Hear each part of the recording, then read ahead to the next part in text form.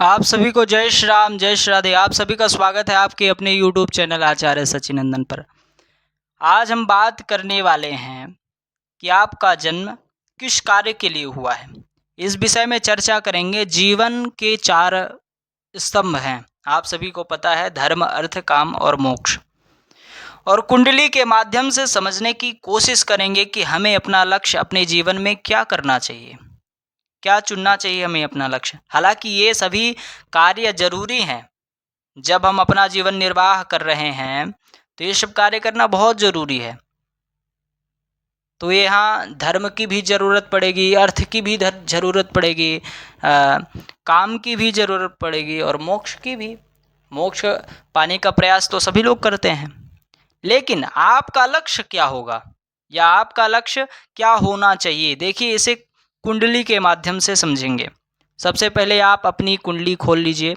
सबसे पहले आपको लग्नेश पे ध्यान देना है कि आपके लग्नेश कहाँ पर बैठे हैं। आपके लग्नेश कौन है? मंगल। और वो बैठे कहाँ हैं, ये मेन विषय ये है, यहाँ ध्यान देना है आपको। दूसरा है चंद्रमा, कि चंद्रमा कहाँ बैठे हैं। और तीसरा है सूर्य कहाँ बैठे हैं। ये 3 चीज़ सबसे पहले आपको देखना है। मान लीजिए आपके लग्नेश मंगल हैं, लग्नेश मंगल हैं और स्वयं की राशि में बैठ गए, ठीक है, यहाँ पास मंगल बैठ गए। अब आपका लग्नेश मान लीजिए लग्न में ही बैठ जाए और सूर्य कहीं 5, सूर्य यहाँ बैठ जाए और चंद्रमा यहाँ बैठ जाए। ये हो गया मंगल सूर्य चंद्र, लग्नेश सूर्य चंद्र। ये बहुत विशेष होते हैं अगर हमें कुंडली देखनी है, और जॉब के लिए भी बहुत विशेष होता है ये सब देखने। ध्यान से सुनिएगा। अब आप देखिए यहाँ पास लग्न, पंचम भाव, नवम भाव, यहाँ पास सभी ग्रह आके बैठ जाएं। समझिए बहुत कम स्थिति होती है, लेकिन इसे समझना बहुत ज़रूरी है, बहुत गूढ़ विषय है। अगर यहाँ आके सभी ग्रह बैठ जाएं तो इसे हम एक प्रकार से त्रिकोण भी मानते हैं ना, 1, 5, 9, इसे हम त्रिकोण भी कहते हैं। ये आपके धर्म क्षेत्र को दिखाता है कि धर्म से जुड़ेंगे तो आपका लक्ष्य क्या होगा। धर्म से जुड़ने के बाद ऐसे नहीं कि नास्तिकता की तरफ, धर्म से जुड़ते हुए आपका लक्ष्य क्या होगा। मैं ऐसे नहीं कह रहा कि धर्म से जुड़ें और धर्म को छोड़ के किसी कार्य को करें, या कि धर्म में रहें तो फिर कार्य करना बंद कर दें, ऐसे नहीं। ये आपके जीवन जो भोग सांसारिक सुख है उसको दर्शाता है, लेकिन आपके जीवन का लक्ष्य कहीं ना कहीं यह होना चाहिए। कौन सा लक्ष्य? भक्ति पथ पर ज्ञान को अर्जित करके भोग भोगना चाहिए आपको, है ना। धर्म की बात हमने कर ली, धर्म के विषय में हमने जान लिया कैसे ऐसे होगा। धर्म के बाद आता है अर्थ। कुंडली में देखेंगे तीनों ग्रहों को और देखेंगे कि ज़्यादातर ग्रह कहाँ बैठे हैं। मान लीजिए ज़्यादातर ग्रह 2, यहाँ पास 6, 10 भाव में बैठे हैं। ज़्यादातर, ये नहीं कह रहे हैं कि संपूर्ण ग्रह बैठ जाएं, लेकिन ज़्यादातर ग्रह यहाँ बैठे हैं। तो आपके जीवन में लक्ष्य अर्थ कमाना होगा। केवल आपका जो लक्ष्य होगा वो अर्थ कमाना ही होगा, धनार्जन करना ही होगा।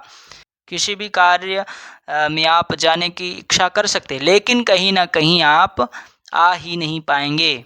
मान लीजिए 10 भाव आपका ज़्यादा मजबूत है, ये 10वां भाव आपका ज़्यादा मजबूत है, तो जीवन का लक्ष्य आपका धन कमाना ही होगा, क्योंकि आपका मन आत्माकार क्षेत्र जो आपका है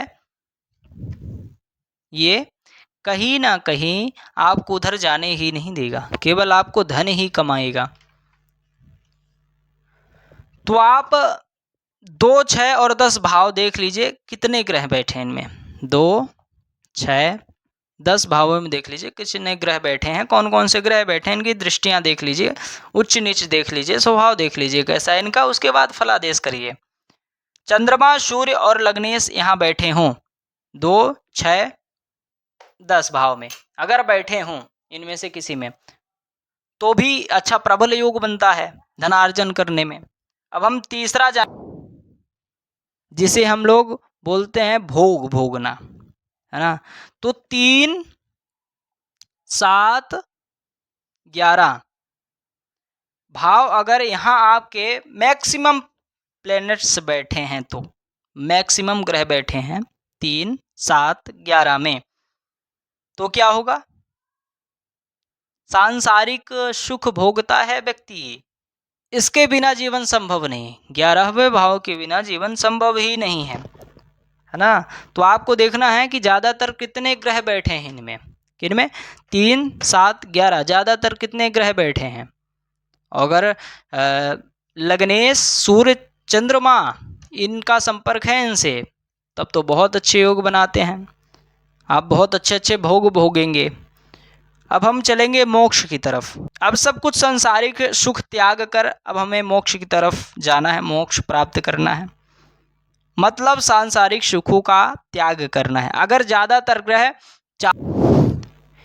अगर 4, 8, 12 में मैक्सिमम ग्रह हैं, सूर्य, चंद्रमा और लग्नेश हैं, तो आप ध्यान दे के सुनिए, आप अपनी कुंडली उठा के देख लीजिए। अगर ऐसी स्थिति है तो आपका मन किसी भी कार्य में नहीं लगेगा, केवल आपका मन शांति ढूंढेगा कि मुझे शांति मिल जाए, मुझे कोई कार्य नहीं करना है, मुझे सात्विकता के साथ भजन करना है। ऐसा विचारधारा वाला व्यक्ति हो जाता है जिसके कुंडली में ऐसे योग बन जाते हैं। और आपको कमेंट में बताना है कि आपके ग्रह ऐसे, जैसे हमने बताया 1, 5, 9, फिर बताया 2, 6, 10, उसके बाद बताया हमने 3, 7, 11, उसके बाद बताया ना हमने 4, 8, 12। इन सब का भाव क्या आपकी कुंडली में सटीक बैठ रहा है कि नहीं?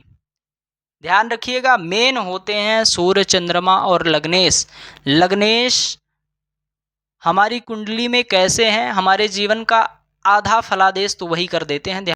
तो अगर ऐसी स्थिति आपके भी कुंडली में है तो आप कमेंट करना ना भूलें।